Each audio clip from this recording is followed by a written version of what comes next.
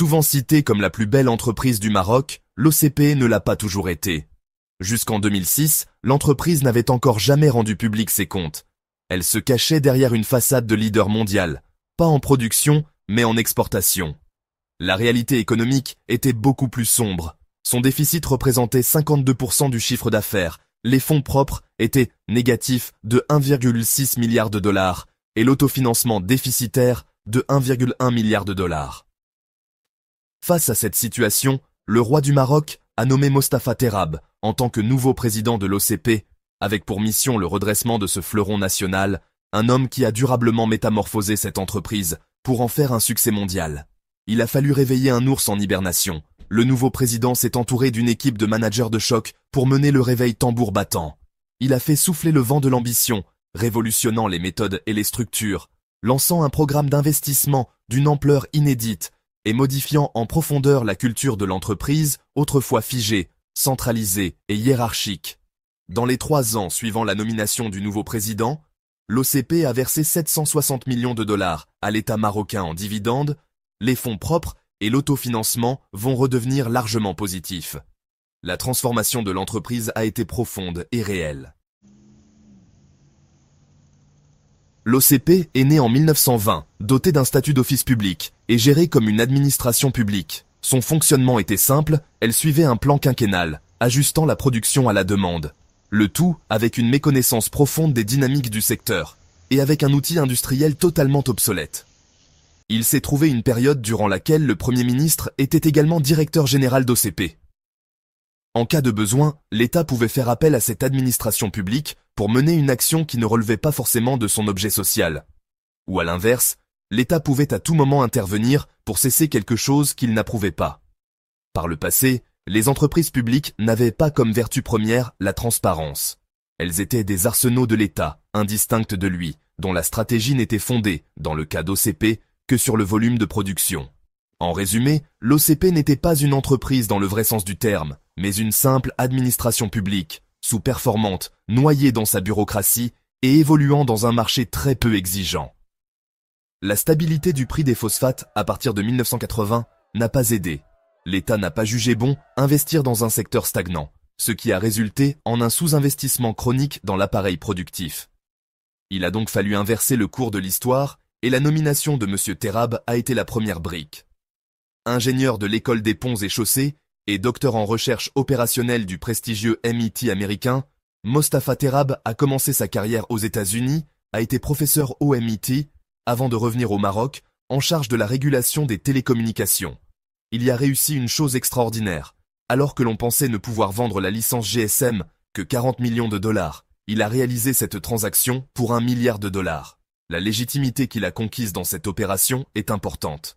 Par la suite, en désaccord avec les conditions de la privatisation de Maroc Télécom, il a claqué la porte et est parti à la Banque mondiale. Le fait qu'il ait été nommé par le roi lui a apporté une légitimité, mais il lui a néanmoins fallu conquérir le pouvoir en interne d'une entreprise complètement verrouillée, sans dévaloriser les gens.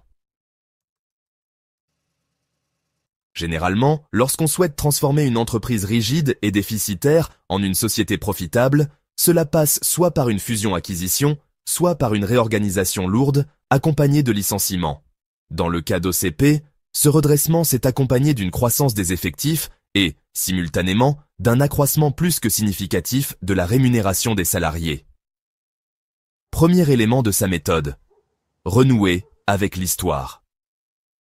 Dès son arrivée, le nouveau président a lancé un travail de recherche sur l'histoire de l'entreprise centenaire, travail qui a débouché sur un ouvrage de 400 pages. La volonté du président est claire, faire du rapport à l'histoire un élément fondamental, renouer avec un OCP conquérant, volontariste et stratège.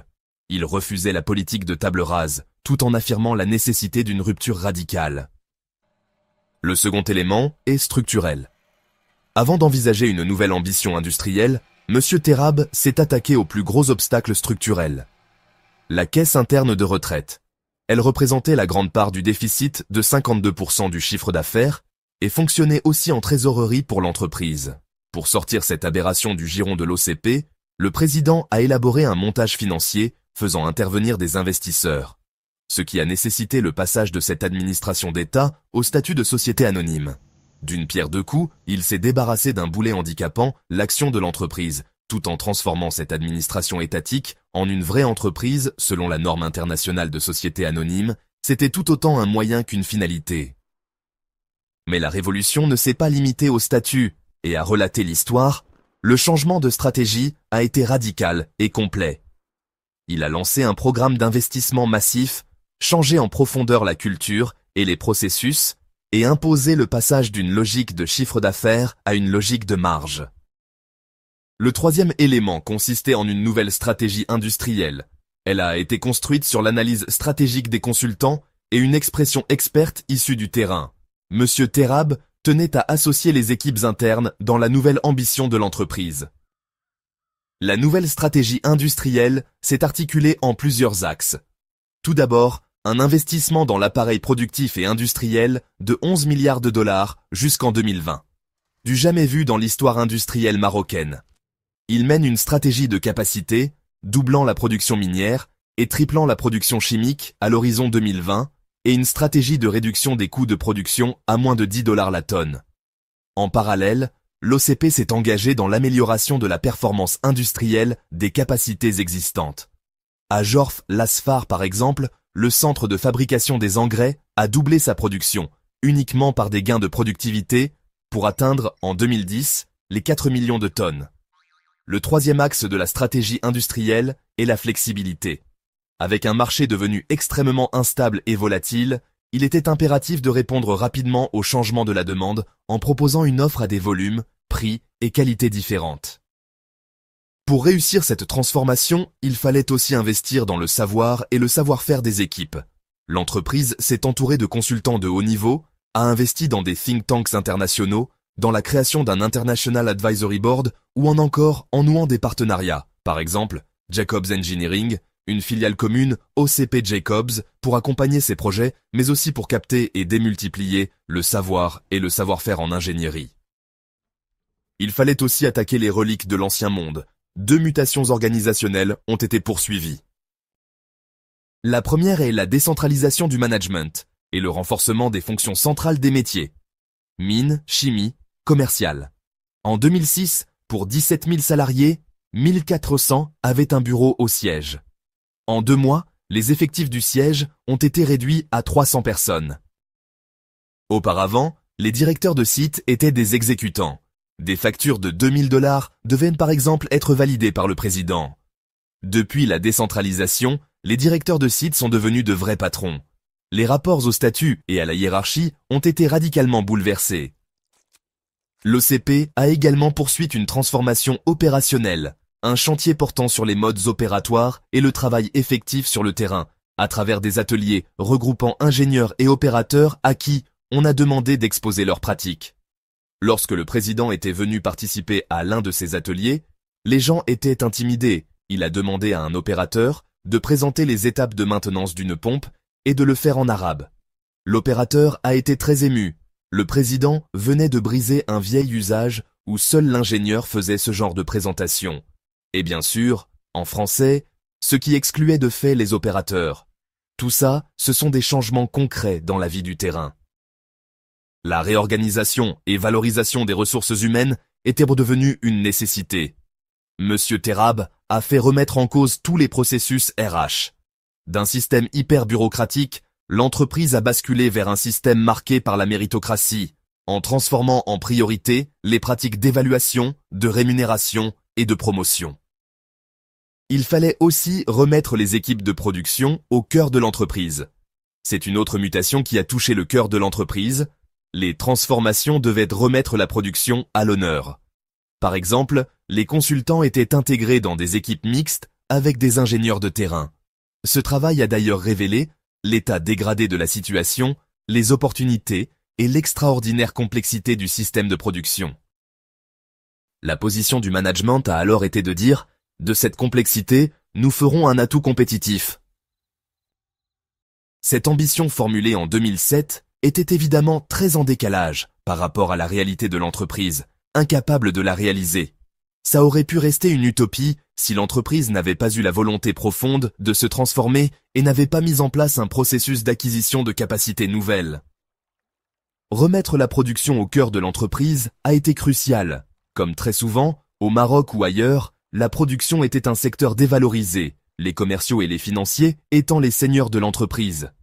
L'OCP a réalisé, sur ce point, une véritable révolution en remettant les gens de la production à l'honneur. Pour y arriver, il fallait casser les murs entre les équipes. L'entreprise était auparavant organisée en silos, avec une direction de la mine et une direction de la chimie fortement antagonistes.